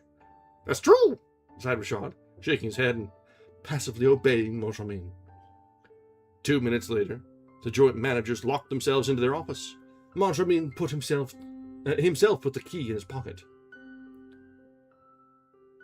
"We remained locked up like this last time," he said, "until you left the opera to go home." "That's so. No one came and disturbed us, I suppose?" "No one." "Then," said Richard, who was trying to collect his memory, "then I must certainly have been robbed on my way home from the opera." "No," said Moncharmin, in a drier tone than ever. "No, that's impossible, for I dropped you in my cab. The 20,000 francs disappeared at your place. There's not a shadow of a doubt about that." "It's incredible," protested Richard. "I am sure of my servants, and if one of them had done it, he would have disappeared since." Moncharmin shrugged his shoulders, as though to say that he did not wish to enter into details, and Richard began to think that Moncharmin was treating him in a very insupportable fashion. "Moncharmin, I've had enough of this." "Richard, I've had too much of it." "Do you dare to suspect me?" "Yes, of a silly joke." "One doesn't joke with 20,000 francs." "That's what I think," declared Moncharmin, unfolding a newspaper and ostentatiously studying its contents. "What are you doing?" asked Richard. "Are you going to read the paper next?" "Yes, Richard, until I take you home." "Like last time?" "Yes, like last time." Richard snatched the paper from Moncharmin's hands. Moncharmin stood up, more irritated than ever, and found himself faced by an exasperated Richard, who, crossing his arms on his chest, said, "Look here! I'm thinking of this. I'm thinking of what I might think if, like last time, after my spending the evening alone with you, you brought home, and if, at the moment of parting, I perceived that 20,000 francs had disappeared from my coat pocket like last time." "Hey, Monarch, thanks for following, and thanks for joining us." "And what might you think?" asked Moncharmin, crimson with rage.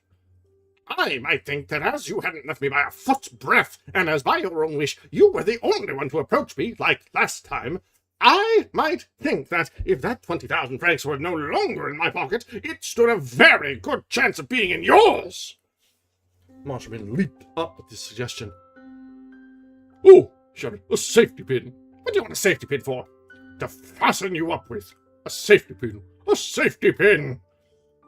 You want to fasten me with a safety pin?" "Yes, to fasten you to the 20,000 francs. Then, whether it's here or on the drive, from here to your place, or at your place, you will feel the hand that pulls at your pocket, and you will see if it's mine. Oh, so you're suspecting me now, are you? A safety pin!" And that was the moment when Moncharmin opened the door on the passage and shouted, "A safety pin! Somebody give me a safety pin!" And we also know how, at the same moment, Remy, who had no safety pin, was received by Moncharmin, while the boy procured the pin so eagerly longed for, and what happened was this. Marshamain first locked the door again, and he knelt down behind Richard's back. I hope, he said, that the notes are still there. So do I, said Richard. The real ones? Asked Marshamain, resolved not to be had this time. Look for yourself, said Richard. I refuse to touch them. Marshamain took the envelope from Richard's pocket and drew out the banknotes with a trembling hand. For, this time, in order frequently to make sure of the presence of the notes, he had not sealed the envelope, nor even fastened it. He felt reassured on finding that they were all there and quite genuine. He put them back in the tail pocket, and pinned them with great care. Then he sat down behind Richard's coat-tails and kept his eyes fixed on them, while Richard, sitting on the writing table, did not stir. A little patience, Richard, said Marshamain. We have only a few minutes to wait. The clock will soon strike 12. Last time we left at the last stroke of 12. Oh, I shall have all the patience necessary. The time passed. Slow, heavy, mysterious, stifling. Richard tried to laugh. I shall end by believing in the omnipotence of the ghost, he said. Just now, don't you find something uncomfortable, disquieting, alarming in the atmosphere of this room? You're quite right, said Marshamain, who was really impressed. The ghost! Continued Richard in a low voice, as though fearing lest he should be overheard by invisible ears. The ghost! Suppose, all that's same, it were a ghost who puts the magic envelopes on the table? Who talks in box 5? Who killed Joseph Bouquet? Unhooked the chandelier? And who robbed us? For after all, there is no one here except you and me, and if the notes disappear, and neither you nor I have anything to do with it, well, we shall have to believe in the ghost. In the ghost. At that moment, the clock on the mantelpiece gave its warning click, and the first stroke of 12 struck. The two managers shuddered. The perspiration streamed from their foreheads. The 12th stroke sounded strangely in their ears. When the clock stopped, they gave a sigh and rose from their chairs. I think we can go now, said Marshamain. I think so, Richard agreed. Before we go, do you mind if I look in your pocket? But of course, Marshamain, you must. Well, he asked as Marshamain was feeling at the pocket. Well, I can feel the pin. Of course, as you said, we can't be robbed without noticing it. But Marshamain, whose hands were still fumbling, bellowed, I can feel the pin, but I can't feel the notes. Oh, come, no joking, Marshamain. This isn't the time for it. Well, hear for yourself. Richard tore off his coat. The two managers turned the pocket inside out. The pocket was empty. And the curious thing was that the pin remained stuck in the same place. Richard and Marshamain turned pale. There was no longer any doubt about the witchcraft. The ghost, muttered Marshamain. But Richard suddenly sprang upon his partner. No one but you has touched my pocket. Give me back my 20,000 francs. Give me back my 20,000 francs. On my soul, sighed Marshamain, who was ready to swoon. On my soul, I swear that I haven't got it. Then somebody knocked at the door. Marshamain opened it automatically, seemed hardly to recognize Mercier, his business manager, exchanged a few words with him without knowing what he was saying, and, with an unconscious movement, put the safety pin, for which he had no further use, into the hands of his bewildered subordinate. Okay, I see now why there is so much more in the book than there is in the play. There's this entire B-plot of the managers being absolute doofuses, and that if it is touched on the play, is a very quick aside, but in the book was a rather entertaining chapter. So if there's more like this, I will understand entirely why this is so much longer in the original print than it was on stage. All right, we've got about 10 minutes till the next ad, and about 20 minutes left in tonight, so let's continue. I think we can get through one more chapter without too much fuss. Yeah, it is the entire thing is an Odd Couple side story, and it fits. It works. All right, chapter 18. The Commissary, the Viscount, and the Persian. Ah, yes, we're reminded that there's a random Persian who just is always around the opera. Always.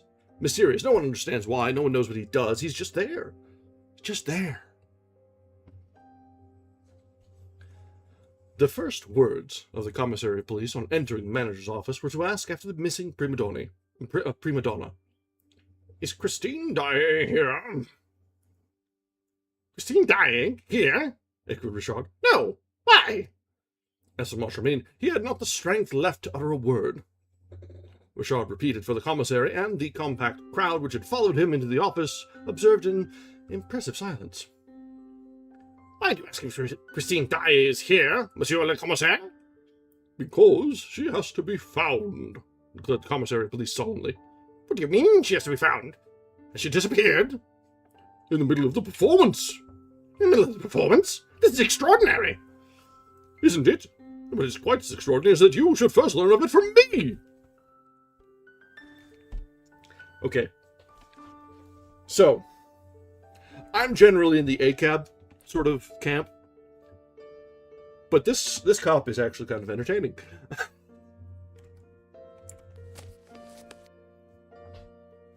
Yes, said Richard, taking his head in his hands and muttering, What is this new business? Oh, it's enough to make a man send in his resignation. He pulled a few hairs out of his moustache without even knowing what he was doing. So she disappeared in the middle of the performance? He repeated. Yes. She was carried out off in the prison act, at the moment when she was invoking the aid of the angels. But I doubt if she was carried off by an angel. And I am sure that she was. And I am sure that she was. Everybody looked around.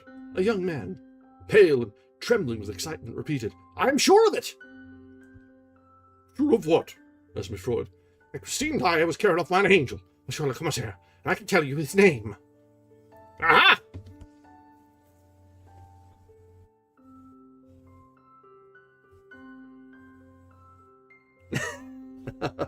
You know what? That's fair. That's fair. You show up to an acting class, or you show up to a con or something, and someone who is just strangely dressed, and you're just like, yeah, that's fine.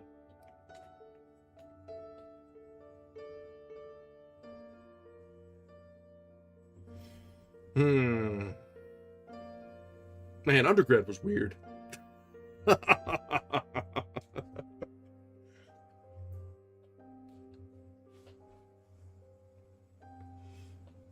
Alright, Oh, Monsieur le Vicomte d'Achigny. So, you maintain that Christine Daae was carried off by an angel. An angel of the opera, no doubt? Yes, monsieur, by an angel of the opera, and I will tell you where he lives, when we are alone. You are right, monsieur. Dude, how could you? How could... Oh, that was a knife in the back. Oh. It was, though. It was 20 years ago.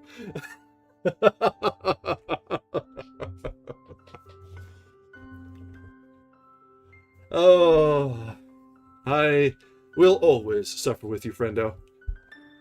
Achy joints, spotty liver and all.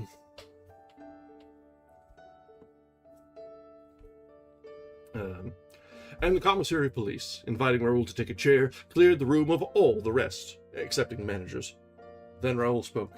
Monsieur le commissaire, the angel is called Eric. He lives in the opera, and he is the angel of music. The angel of music. This is very curious, really. The angel of music. And turning to the managers, Monsieur Mifroid asked, Have you an angel of music on the premises, gentlemen? Richard and Moncharmin shook their heads without even speaking.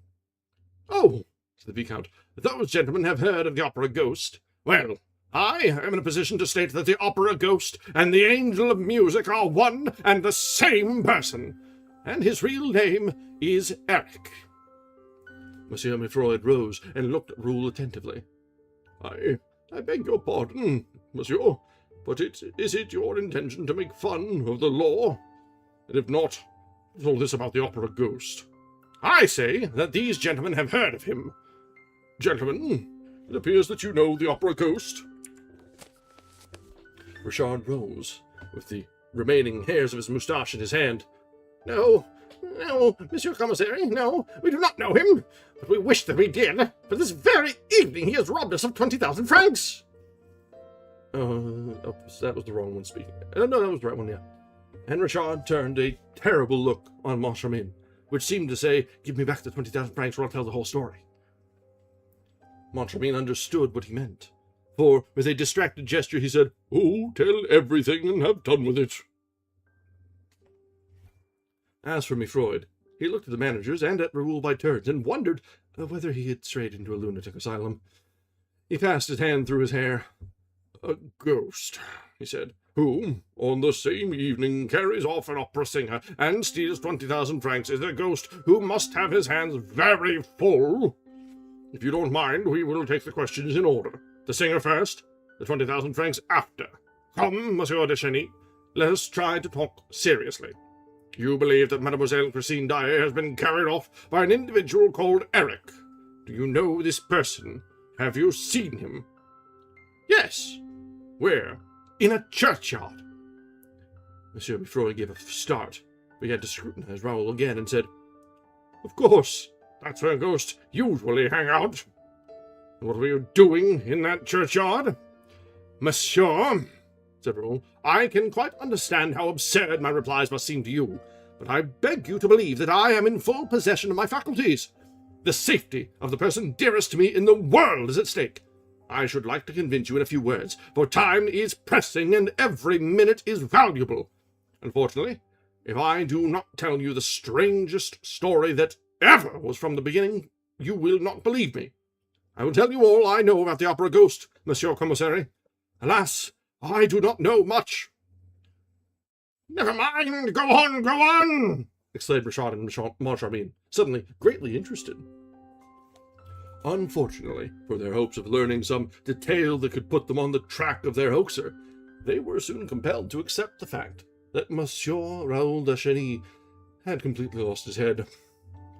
All that story about Perron-Guirec, death's heads, and enchanted violins could only have taken birth in the disordered brain of a youth mad with love. It was evident also that Mr. Commissary Mifroid shared their view, and the magistrate would certainly have cut short the incoherent narrative if circumstances had not taken it upon themselves to interrupt it. The door opened, and a man entered, curiously dressed in an enormous frock coat and a tall hat, at once shabby and shiny, and that came down to his ears. He went up to the commissary and spoke to him in a whisper. It was doubtless a detective come to deliver an important communication. During this conversation, Monsieur Mifroid did not take his eyes off Raoul. At last, addressing him, he said, "Monsieur, we have talked enough about the ghost. We will now talk about yourself a little.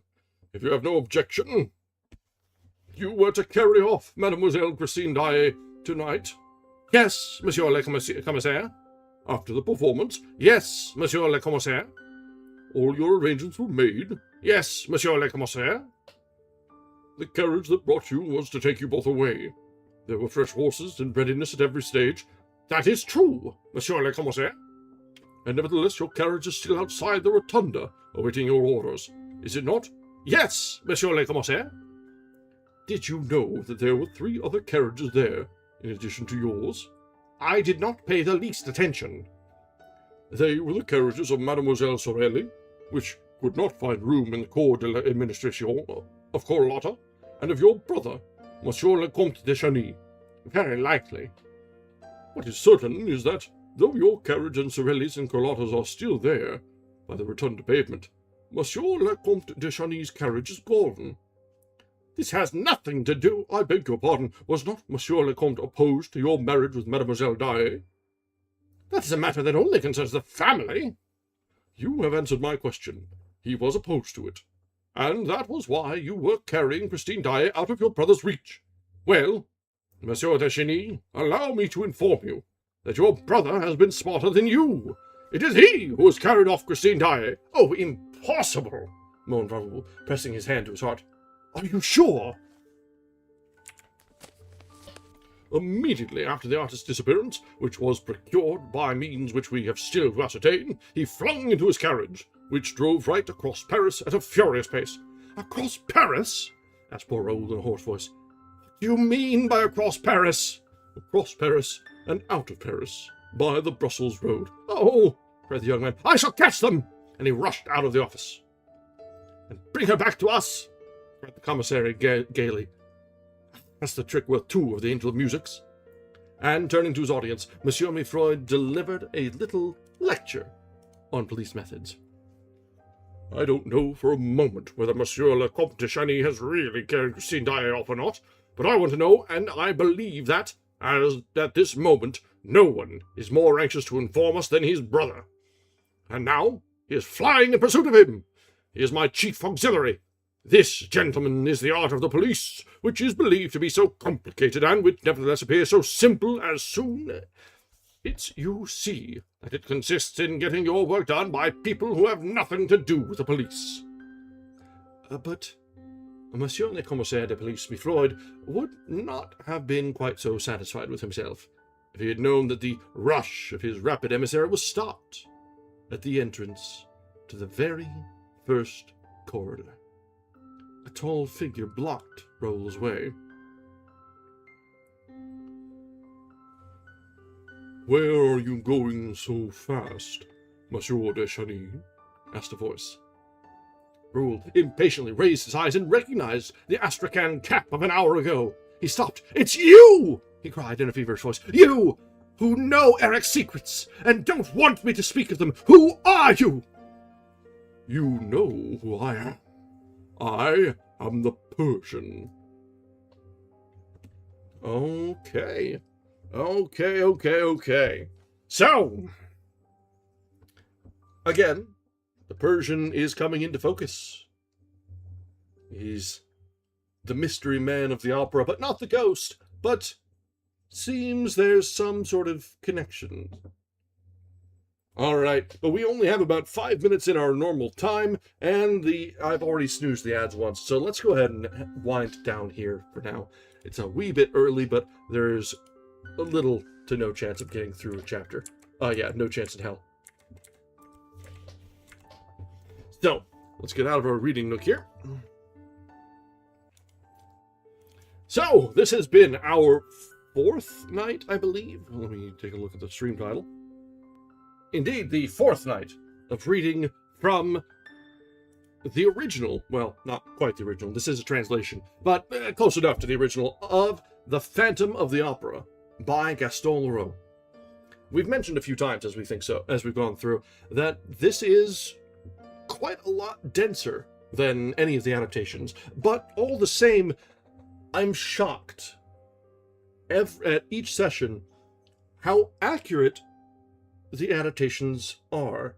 It could be the fact that I've experienced the adaptations first and more often than the original, and maybe it's a sort of a reverse mirroring that is throwing me off here, but I'm still impressed by them. I see all the same story beats here, with some additions in the original. The text has the odd couple subplot that's certainly much broader than it is in any of the adaptations. You don't really follow the new management a whole lot in the play or the musical. It's just sort of there. But the parts that he did keep were pretty much just lifted and shifted. There were some that were left out because some things just the audience doesn't care that much about, or it gets a little too convoluted, or the ordering is a little off. The telling of a story doesn't play so well as seeing the events play out in live time. So in the musical, we see Christine's first visit under the opera and into the lake firsthand. We see it happening. In this story, it's all retold in the churchyard.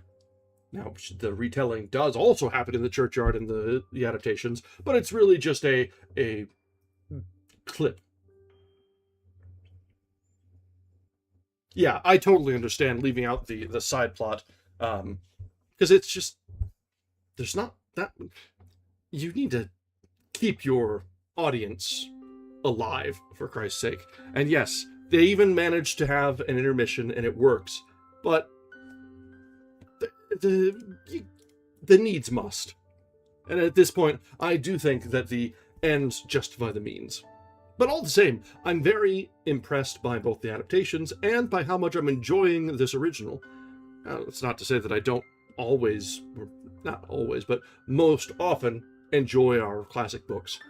But for something like a story that is so well known, for the original to come off and still have good pacing, a good vibe, and be just interesting still, is fantastic. I'm really digging it. So, let's look forward to continuing this. So, we are wrapping up here for tonight. We will be back on Tuesday for our next normally scheduled reading, which will be another of The Phantom of the Opera. We'll be probably, at this stage, this pace, probably 3 more sessions, I would expect. Maybe as many as 4. There's a lot left of this. But that does mean that we can enjoy this 3 or 4 more times together. And I'm fine with that. So, let's go ahead and let's see if there's anyone else reading tonight, because as always, I do prefer to raid into fellow readers on Twitch. There are not that many of us, and so it is nice to share and share about. So let's see, who have we got? EM is reading Don Quixote. Oh, man. Oh, I don't know if I feel... We haven't raided EM in a while, but getting into Don Quixote again is daunting. Let's see. This guy is reading Proverbs? I'm sorry, I left the church a very long time ago. I'd rather not jump back in.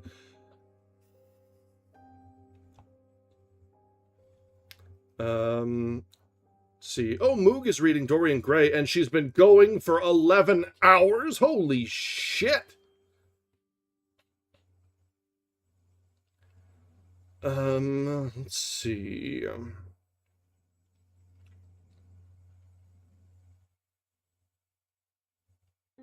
This guy's doing edits.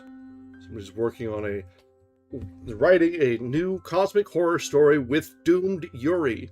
Excuse me, what?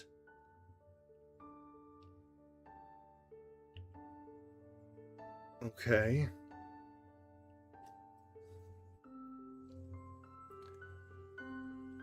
Alright, I think as far as readers, let's go ahead and jump over to Moog. She's doing it's her streamer anniversary, and she's marathoning the picture of Dorian Gray. We enjoyed that when we read it. And, yeah, I know, Cosmic Horror and Doomed Yuri actually kind of fucking works. Let's be real.